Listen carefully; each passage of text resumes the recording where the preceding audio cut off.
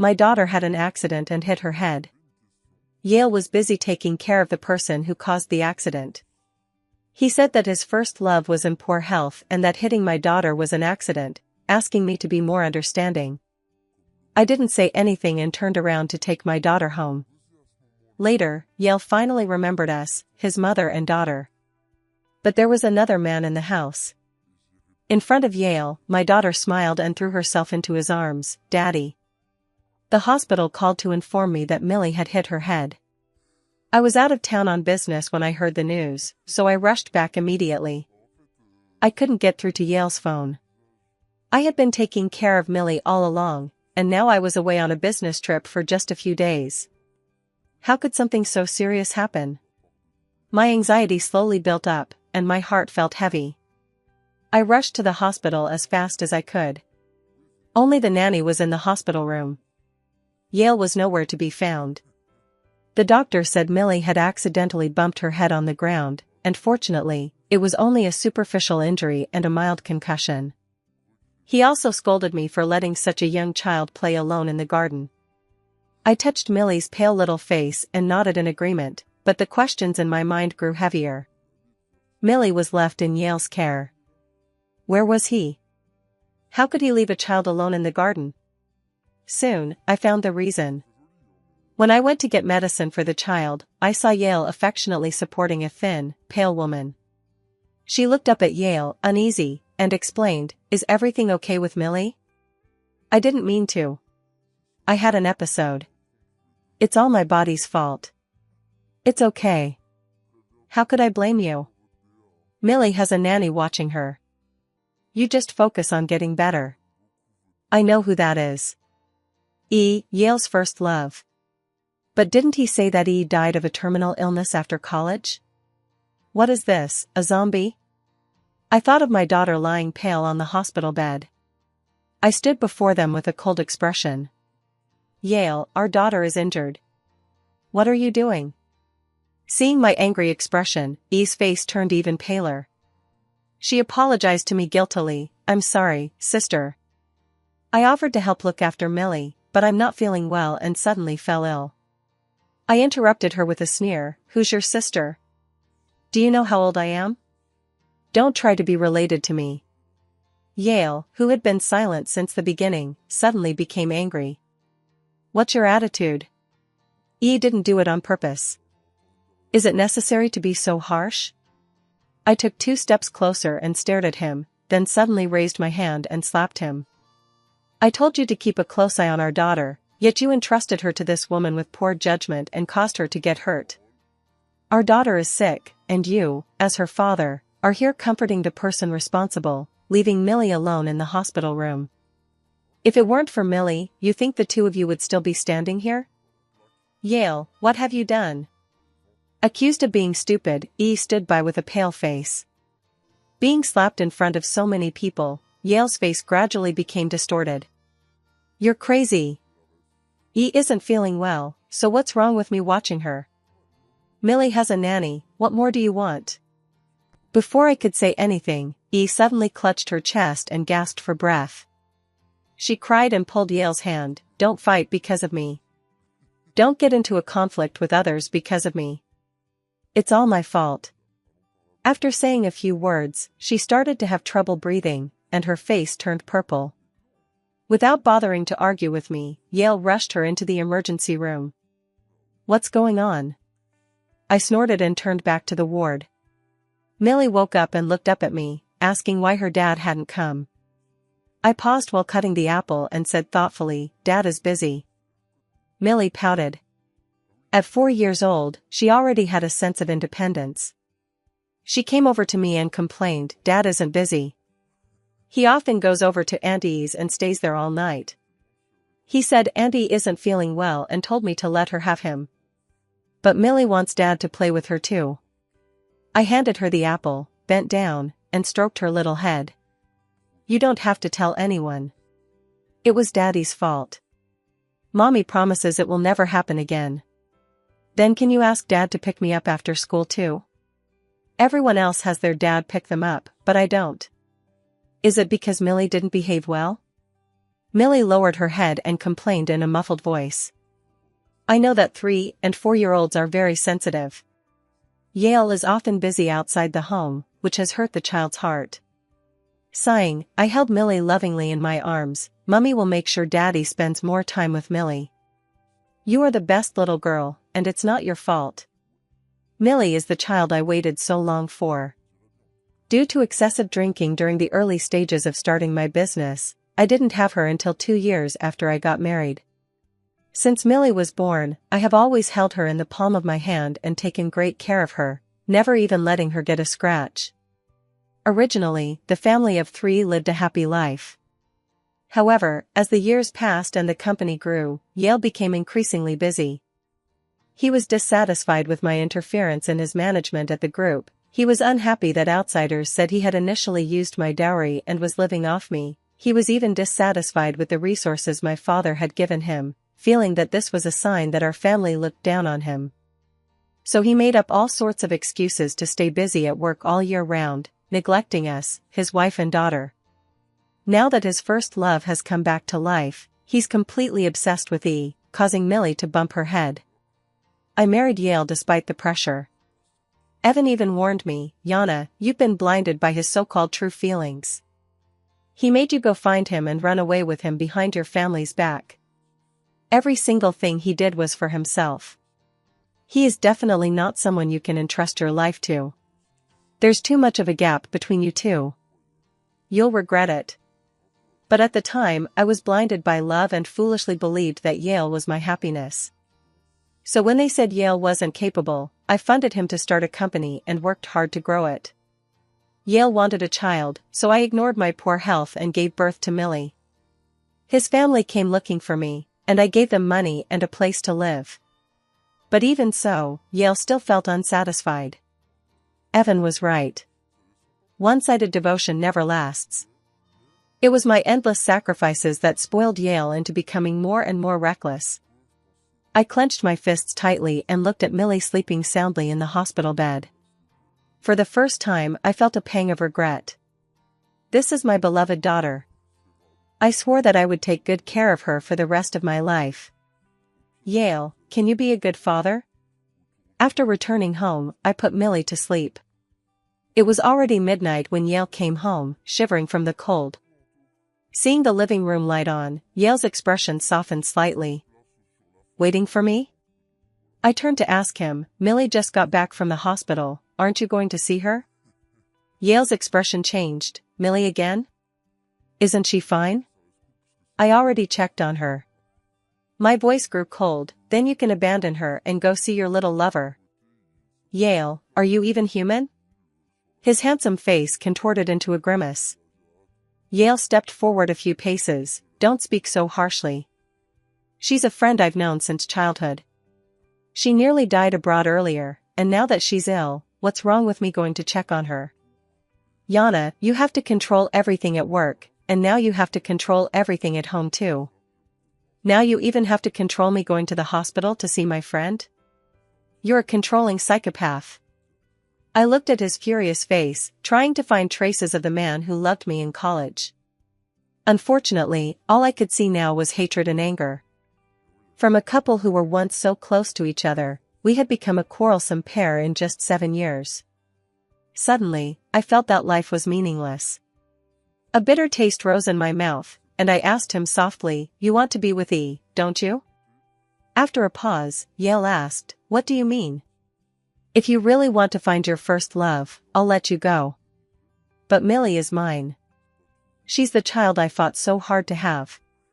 Yale's face turned completely black, and he was so angry that his chest heaved violently. What do you take me for? What do you take E for? We're just friends. Yana, can you stop being so suspicious and unreasonable?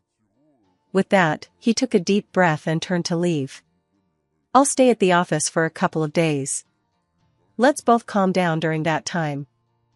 When he closed the door, I realized that I had been crying uncontrollably. 6 years of marriage, 3 years of dating, how could I just give up so easily? Yale proposed to me in front of the entire faculty and student body. As long as I live, Yale will always love Yana. Marry me. At that moment, the setting sun cast a golden glow over his eyebrows and eyes, making him look absolutely stunning. The friendship Yale had for me wasn't fake, so how could it turn out like this in just a few short years? I couldn't understand it. My phone beeped with a notification from a friend in my circle. "What's going on with Mr. Yale?" "E posted that Mr. Yale stayed overnight at her house and that you two had a fight." They all knew that Yale and I used to be very close. They even praised me, saying that my husband was ambitious, my children were adorable, and that I was considered a winner in life by everyone in our circle. I tentatively clicked on the message bar and saw the post he had sent. In the photo, she had prepared a feast, and in the lower right corner, half of a man's face was inadvertently visible. Anyone familiar with him could tell it was Yale. What's more ironic is that he was still wearing our wedding ring. E's caption read, "There will always be a place for you here." Someone joked in the comments, "Is something good about to happen?" E didn't deny it, but shyly showed off a diamond ring, identical to the one on my hand. This is what Yale meant by going to the company to cool off for a few days. This is the marriage I've worked so hard to maintain for so many years. It's like a joke.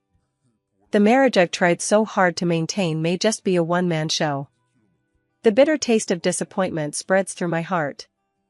My eyes were wet and hot, and I was so angry that I took off my ring and threw it away. Then I buried my face in my hands and cried uncontrollably. I couldn't sleep all night. The next day, I took Millie to kindergarten as usual. There was no news from Yale, and I didn't want to contact him. When it was time for school to end, the kindergarten teacher contacted me early and asked me to come to the kindergarten. Millie got into a fight with a boy in her class.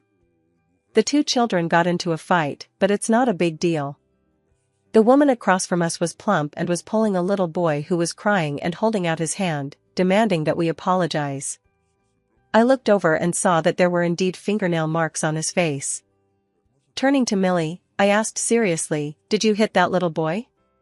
She looked at me timidly and nodded. "But that's because he cursed at me." "It's normal for children to argue, but you can't hit someone." "What kind of upbringing is this? Does this child have parents?" As if hurt by those words, Millie, who had been silent, suddenly burst into tears. "He said I don't have a father. Jochi said that I'm the only one without a father. I have a father, wah. He said I'm an unwanted child." Children's words are often nonsensical, but their meaning is clear. Millie cried until her face was red, and even her tiny shoulders were shaking. I felt so guilty that I pulled her small body into my arms. I realized for the first time that I wanted to give Millie a complete family and take good care of our little home, so I made concessions to Yale. But in fact, it seems that the absent father is the source of this child's suffering. The woman continued to insist on compensation and an apology. I immediately turned cold. It's normal for children to argue, but using humiliating words is going too far. Millie is a well-behaved child. We can compensate you for the medical expenses, but I don't think an apology is necessary. What do you mean by that? The woman raised her voice. After learning what had happened, the teacher mediated. I think we should just let it go. It was just a minor argument. They're just kids. They'll make up tomorrow. After everything was over, I held Millie, who was sobbing, and called Yale. To my surprise, it was E's voice that answered. She apologized shyly, "Sorry, Yana, Yale seems to be cooking porridge for me. I'll get the phone for you. Have you been staying together these past 2 days?" Anger rose from my chest, and I took a deep breath. Yale answered the phone. "What, finally remembered to call me? If you apologize to me properly, I'll consider coming home today." I cut him off immediately. "Let's get a divorce, Yale. An invalid marriage and an absent father, I don't need any of it."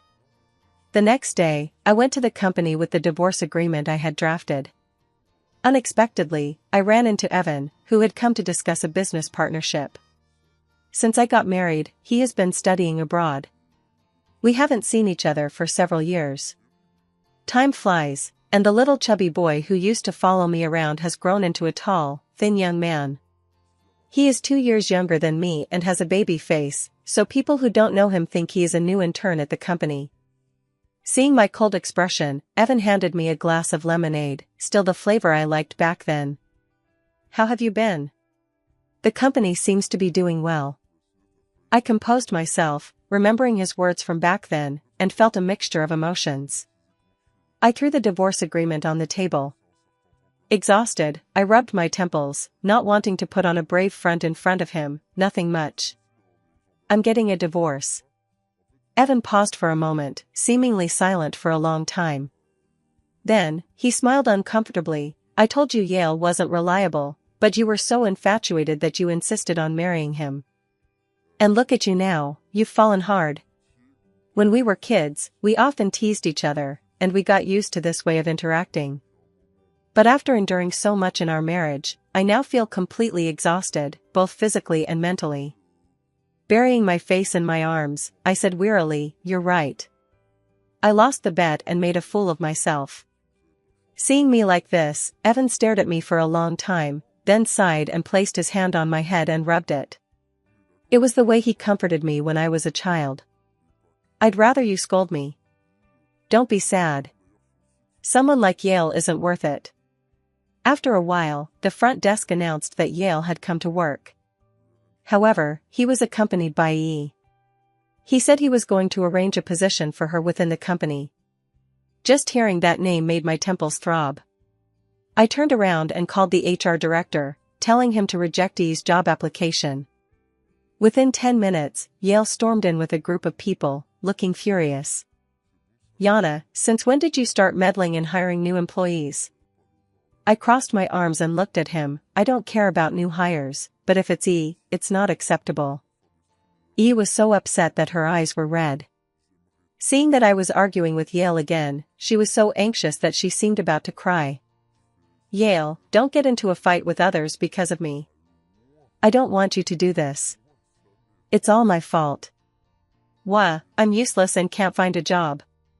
Watching this performance, anger rose from my chest. Before I could say anything, Evan stood in front of E. "Not the older sister, who are you?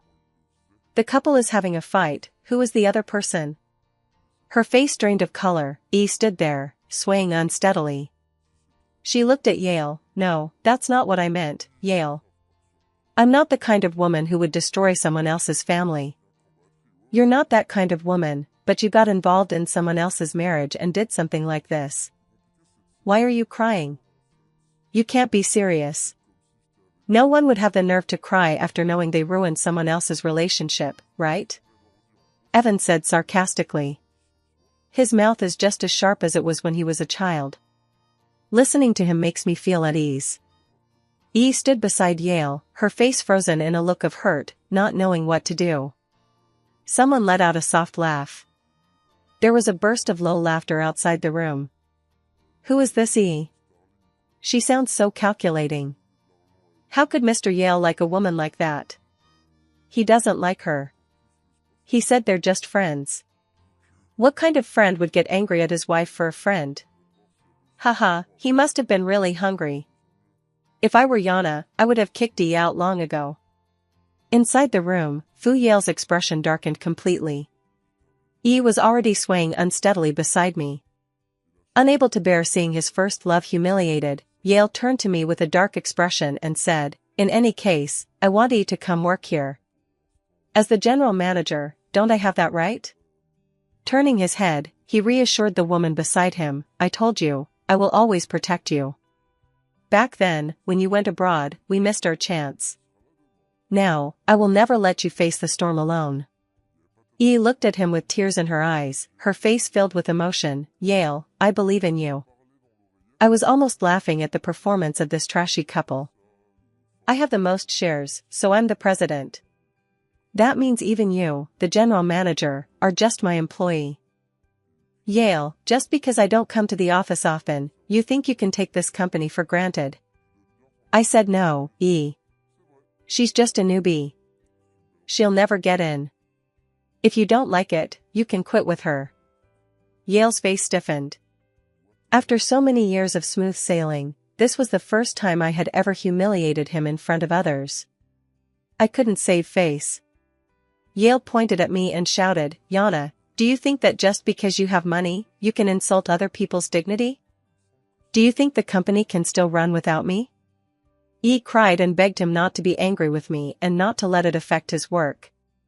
Yale suddenly announced that he was resigning and left with E.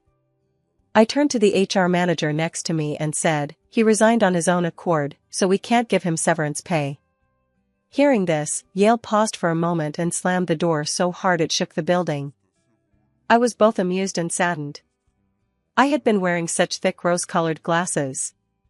How could I have never seen Yale as a fool? Evan stopped joking around. He didn't gloat over getting rid of Yale. He just felt sorry for me for putting up with someone like that for so many years. "Yana, who gave you permission to treat yourself so badly? How could you put up with someone like him for so many years? If I had known this would happen, I wouldn't have gone abroad. If I were still with you, you wouldn't have ended up like this." Evan frowned and said this to me. Thinking about this, I felt a bit dazed. Actually, when we were kids, Evan did propose to me. At that time, he had said with a smile, "When I get married, I want to find someone like Yana. She's perfect in every way." Unfortunately, after his sophomore year, Evan was selected for the national soccer team and went abroad for intensive training. He ended up staying there for 5 years. By the time he returned, I had already met Yale. Then came the proposal, graduation, and marriage. Upon hearing the news of my engagement, Evan flew back from Europe overnight. In the makeup room, he stood behind me and stared at me intently. "Fu Yan, he's not the right match for you. If you're unhappy, come find me anytime." Thinking of what he had said back then, I looked up at him, as if trying to figure out what he meant. Evan burst out laughing, his face once again wearing his familiar teasing expression. "Why don't you just get a divorce? Then the two of us can grow old together." The fact that Yale and I were getting a divorce was common knowledge in our circle. Yale used to be known far and wide as a good guy, and many people envied my good fortune. But now, his reputation has taken a sharp turn for the worse. Sensing something was amiss, many mutual friends advised Yale to admit his mistake and rushed to leave comments on his social media posts. "A woman like your sister-in-law is one in a million. Yale, you can't let her down. Exactly. She was willing to fight with her family to marry you and even helped you start your company. Where else would you find a wife like that? What's so good about this mistress? From her looks to her family background, how can she compare to your sister-in-law? Yale, you're being foolish. The more they said this, the more useless pride made Yale angry. He was criticized so harshly that she felt worthless. She stayed home and cried herself unconscious several times. Finally, Yale lost his temper and publicly said that he was in poor health and asked his friends to be more considerate, otherwise E's health would suffer and he would have to take action himself. It was as if he was trying to spite me. He even went out and bought E a diamond ring and necklace, letting her flaunt them all over her social media. He had become a laughingstock in our circle. Yale was still undecided. At the company, I removed all of Yale's work and distributed it among the business backbone members I had promoted. This was a kind of promotion in disguise, and they were happy to take over Yale's work. No one felt sorry for Yale. I wasn't wrong. In fact, Yale, the general manager, is just my employee. I spoiled him so much that he became unruly and actually thought he could walk all over me. I only told my parents about my decision to divorce Yale. They both support me. My mother-in-law called, crying and begging me to think carefully about Millie. She said that Millie was their child, and even if we divorced, she would never give her to me. I just ignored her and hung up. It's just that Millie. I really can't figure out her attitude. She has always lacked her father's companionship. She is my only child, and I don't want to hurt her. That day, I tentatively asked Millie, if Mom and Dad aren't together anymore, would you be willing to live with Mom? Millie looked up at me and asked, is it because of Aunt E? I hugged her close to me. A 4-year-old child is already sensitive enough to notice these issues. Yes, but also no. Dad doesn't care about us, his wife and daughter, so there's no point in staying together." Unlike her previous crying and fussing, Millie raised her little face and asked me, "Then, in 2 days, it's my birthday. Can you find me a new dad to come and keep me company?" I paused, not knowing whether to laugh or cry. She was just a child after all. A father wasn't something you could just replace at will. Finally, after Millie's persistent persuasion, I agreed. On Millie's birthday, I had originally planned to find a volunteer or actor to come over.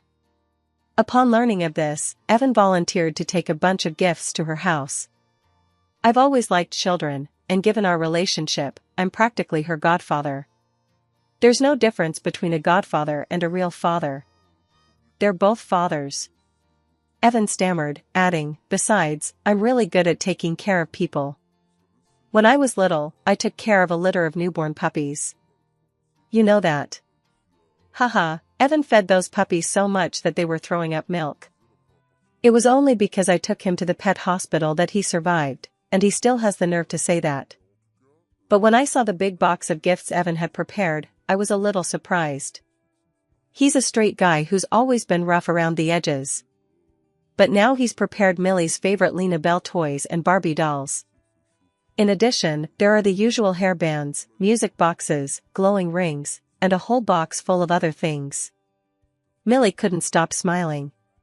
She had asked Yale many times for all kinds of small gifts, but Yale was busy working overtime and taking care of E, so he never took her seriously. He even criticized Millie for being addicted to material pleasures and told her to suffer more. Come to think of it, wasn't that just asking for trouble? How stupid of me. My child deserves the best in life. In the living room, Evan was already riding Millie on his back. The little girl's silver laughter filled the room. She hadn't been that happy in a long time. I didn't expect her to get along so well with Evan. "Mom, I really like the new dad you found. I want him to be my dad." After saying that, she touched Evan's face and asked, "Can I call you Dad?" "Sure," Evan replied loudly, looking as proud as a soldier receiving commendation from his superior. Watching them laugh and play, my expression softened unconsciously. "I've also prepared a set of the most beautiful gift boxes for the little princess. Wait for me to get them for you." Evan teased her and turned to get something from the car. Suddenly, there was a noise from the entrance. Yale walked in with a cold expression, holding the divorce agreement in his hand. "Yana, for Millie's sake, let's talk about the divorce." He saw Millie sitting in the living room with a birthday cake on the table. He felt a bit awkward. It was his daughter's birthday, and he didn't know anything about it. My expression turned cold. Millie turned her head in his direction, her eyes lit up, and she called out sweetly, "Daddy." Yale's expression softened and became tender and loving. After all, she was his only daughter, and when Millie was 2 years old, Yale still loved her very much. But then he became busy with work, and later he returned to China. Yale gradually forgot about his daughter.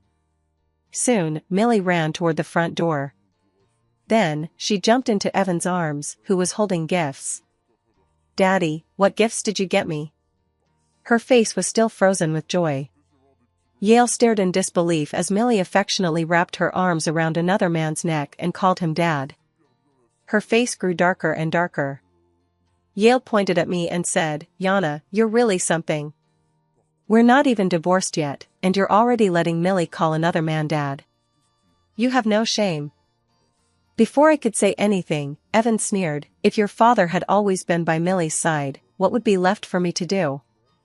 You don't even remember your daughter's birthday. What kind of father are you? You have the nerve to criticize others. You're really shameless." Yale was so angry that he was shaking all over. He turned to look at me, his face dark and grim. "We're not even divorced yet, and you've already brought another man home. How dare you cheat on me?" I said, "How can you be so quick to divorce? It turns out you have a new lover. Have you two been sleeping together already?" I took a deep breath and looked up at him, familiar anger rising from my chest. He always seems to have a knack for getting me angry. "Are you paranoid that I'm cheating on you?" You know very well what my relationship with Evan is. You're the one who got involved with E and hurt Millie's feelings. You're the one who insisted on moving into E's house. You're the one who didn't show up for Millie's birthday. What are you now? An incompetent ragaholic? People who cheat on their partners have the nerve to criticize others. How shameful. Evan chimed in from beside me, standing next to me. Are your tear ducts connected to your bladder? Your eyes are leaking urine. You see everyone as promiscuous. You're dirty, so everything you see is dirty. Millie looked up and rudely shooed Yale away. What are you doing here? You only have eyes for Aunt E. You don't want Millie anymore, and Millie doesn't want you either. Mom found me a new dad, and he's better than you in every way. Killing someone and destroying their heart. Evan grinned widely. Yale's face turned completely dark. Fine, Yana, you're awesome. We'll just wait and see. He pulled open the coffee table, took out the divorce agreement, signed it, and threw it at me. You think I want this marriage? You think anyone else would want you, a second-hand goods? Back then, I wondered what I ever saw in him. For the first time, I thought he was utterly shameless. Evan threw a punch. With years of physical training, Yale was no match for him, and he kicked him out the door. Actually, I've wanted to beat you up for a long time. Cheating on your wife, being emotionally abusive to your wife and children, you're truly disgusting. And you're right. I do want to be Millie's new dad, and I want to thank you for giving me this opportunity.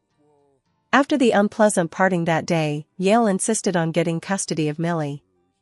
I didn't even bother with him. The company is mine, and public opinion is on my side. If he wants to fight me for our daughter, the best lawyers in Beijing will shut him up. Ever since that day when I beat up Yale, Evan started showing off in front of me. Every morning, he would pick up Millie from school at a fixed time, then come back to take me to work. At noon, he would personally cook a meal and bring it to me at the office. I'll pick Millie up myself tonight. It's like I've become our mother-daughter duo's full-time male nanny. To be honest, I don't mind it. I know what he means, he just can't accept another relationship right now. Evan understands me too. That day, he brought me lunch, stewing my favorite sweet and sour pork ribs. Yana, I can wait. I've waited all these years. But you can't just deny me any chance and reject me outright. That's not fair to me. Give me a chance to prove to you that I can take care of you and your daughter, that I can make you happy. Looking at his earnest expression, the wind of his teenage confession seemed to blow into my heart again. I hesitated and nodded. So Evan's eyes lit up, then turned into stars and slowly shone into my heart. He became even kinder to us. Millie also accepted him completely and only wanted Evan to pick her up after school. The company is thriving, and without Yale, it operates even more efficiently. He is somewhat stubborn and cannot tolerate opposition. I, however, believe in embracing all ideas, and as long as a project is useful and profitable, I will adopt it, regardless of who proposes it. After leaving Yale, he applied to many companies. However, news of his affair spread throughout the industry, and the better companies would not hire him, while the lesser ones offered low salaries. He was stuck between a rock and a hard place. Yale's life was not easy. When I heard the news from a friend, I breathed a sigh of relief. That's great. Knowing that Yale wasn't doing well, I felt relieved. I thought we would never cross paths again. But one ordinary afternoon, my homeroom teacher called me and said that Millie had been kidnapped. E picked up Millie before Evan did, but she had an asthma attack on the way and watched helplessly as Millie was kidnapped. Evan had already gone after them. I was so shocked that my hands and feet were shaking, and I quickly rushed to the kindergarten. In the office, E was crying in Yale's arms. When she saw me coming over, she knelt down in front of me with a thud. Yana, it's my fault. I wanted to bring Millie over to help Yale bond with his daughter, but as soon as we stepped outside, a group of people grabbed Millie and put her in a car. It's all my fault. I turned to Yale and asked, is what she said true? Did you lose Millie? Yale didn't dare look up at me and continued to make excuses for E. E was just trying to do what was best for Millie. She thought that children always miss their fathers, so she took Millie. With a loud smack, I raised my hand and slapped him hard across the face. So you dared to let your mistress pick up my daughter alone? Yale, have you cheated on me so much that you've lost your mind? Last time, she hurt Millie's head. How could you do that? Yale tried to defend himself, but I raised my hand and slapped him twice. You're such a useless and stupid father for letting your mistress touch your daughter. E cried beside me, pulling my hand away. Yana, if you want to hit me instead. It's all my fault. I know you misunderstand me. I turned and stared at the crying woman. Then, with a loud slap, I gave her a hard blow across the face. Good. I've been wanting to hit you for a long time. She fell to the ground, gasping for breath, her face turning pale. Yale rushed forward to support her. Yana, that's enough. E doesn't want this either. She's in poor health. You're trying to kill her. I stared into Yale's eyes. Didn't she say it herself? If I wanted to hit her, I should hit her. Why are you still angry after I did? Glancing at E, who was struggling to breathe, I stared at her with bloodshot eyes and said slowly, if a single hair on my daughter's head is harmed, Yale, believe me, you and your little lover will be trampled by thousands of people and die a horrible death. I swear. Yale was so shocked that his mouth fell open. A look of fear flashed across E's eyes. Then she broke down crying and kept apologizing to me. I didn't bother watching their pathetic act. I checked the surveillance camera at the school gate and rushed after Evan in the direction he had gone. I was too lenient with them. I was too timid in this marriage for too long. That's why anyone dared to touch Yana's children. I failed to protect Millie. My indulgence of E and Yale ruined my own children. I hated myself so much for the first time in my life.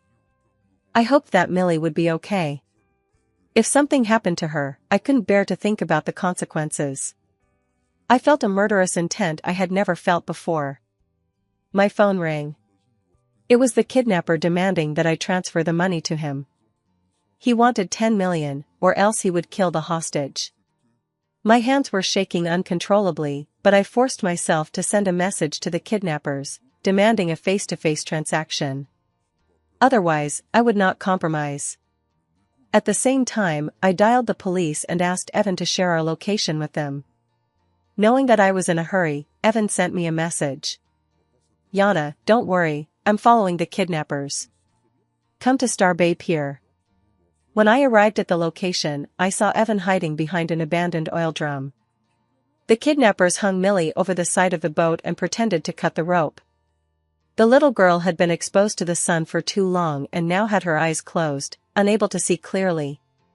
She was anxious inside, but her face remained calm and composed. I raised my phone to remind the kidnappers, I have a lot of money. As long as you have an international account, I can transfer 100 million yuan to you in installments, which is 10 times the amount you demanded. The condition is that you must not harm my daughter. The kidnapper grinned maliciously. I didn't expect someone as cruel as you to be such a loving mother. Cruel? Does he have a grudge against me? Yale has been calling the shots at the company for years.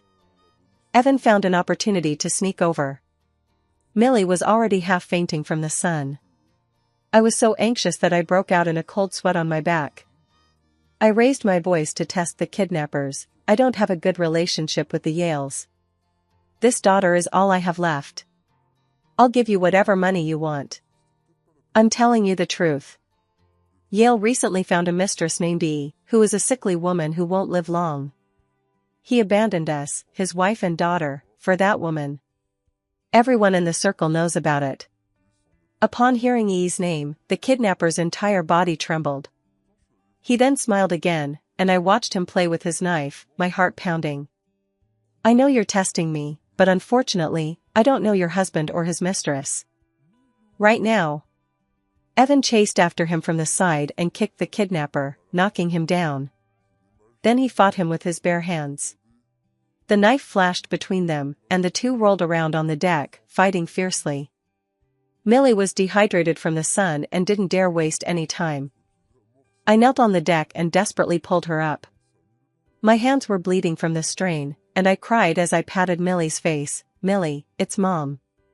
Don't scare Mom, okay? Wake up, Millie." Luckily, Millie struggled to open her eyes. "Mom, I'm so hot, I feel like throwing up." I confirmed that she was probably just suffering from heat stroke. The tension eased, and I finally cried and laughed as I hugged her close. Behind us, police sirens blared. Police officers armed with guns approached. They handcuffed the kidnappers and took them away. They also sent Millie to the hospital. I struggled to get up and patted Evan on the shoulder. "Let's go to the police station to give our statements." He didn't react. My heart skipped a beat, and I felt a sticky wetness on my hand. I looked closely and saw that Evan had been slashed several times across his chest, and blood was still seeping out. But he was wearing a black jacket, so no one noticed at first. I trembled as I called the police. "There's someone else injured here. He's been slashed with a knife and is still bleeding. Evan, don't get hurt. Don't get hurt." Evan was taken to the hospital with multiple stab wounds all over his body and needed to be hospitalized for observation. As for the kidnapper, investigations revealed that he was E's husband, Dashan. Initially, E had married him for power and influence, leading her to move abroad. But after the two got married, they lived off their savings, and with poor business management, the company went bankrupt. Only then did they think of returning to the United States to defraud Yale. In other words, Yale was set up and defrauded by his first love. As for asthma and poor health, those were completely fabricated. It was Dashan who bribed the hospital to produce a false medical report. He did it to try every possible means to swindle money from Yale. I never expected Yale to be so useless. Most of the company and the money are in my hands. Unable to get anything out of Yale, they set their sights on Millie. When I heard the news, I was furious. Intentional assault, kidnapping, and extortion. I hired the best legal team to get Dashan sent to the police station. I also found a few fellow inmates to take good care of him. 20 years is enough for him to die in there. E hid far away, not daring to make a sound. But I found evidence of her collusion with Dashan and sent her in too, so they can be a pair of wild lovebirds in prison. On the day I was taken to the police station, Yale still had the nerve to stop me. "I know something happened to Millie, and you're angry." "I'm her father, and I'm angry too, but isn't everything fine now? Why did you have to involve so many people?" With a loud smack, I slapped Yale across the face in front of everyone. I hit him with all my strength, and my hand was shaking. "You're a fool who can't keep your daughter in line and can't recognize your lover. Yale, you think you can escape? Anyone who harms my daughter should die." I stared at him and sneered. I turned around, bought the trending topic, and posted the video of me beating Yale up. Yale was slapped in the face by his ex-wife in public and immediately made it to the top 3 trending topics. Curious netizens clicked on the link. Infidelity during marriage, children hurt, cheating leading to divorce, and a scam. A string of sensational headlines kept popping up in front of the audience's eyes. Public opinion slowly began to boil. Yale had become the target of everyone's criticism. He used to be a joke in the industry, but now he's famous nationwide. No company would hire him. He wanted to start his own business, but I blocked him in the industry, forcing him to lose all his money and leave him in debt. Unable to repay the money, Yale had no choice but to come to my company with a thick face, only to be thrown out by the security guards. After that, wherever Yale went, rumors and slander followed him. He had ruined his reputation and was at the end of his rope. With no other options, Yale returned to his hometown in disgrace, becoming known far and wide as a deadbeat. Seeing him reduced to this, I was finally satisfied. The phone rang. It was Millie. "Mom, when are you coming home? Dad made scallion braised sea cucumber and sweet and sour spare ribs for dinner tonight. Hurry home, we're waiting for you." I smiled unconsciously, pulling myself out of my angry mood, and picked up my keys to go home. The dad Millie was referring to was Evan. After he recovered and was discharged from the hospital, he bought a house next to ours and picked up Millie every day, rain or shine. Outside the car window, stars twinkled like a constellation. I knew that they were my world.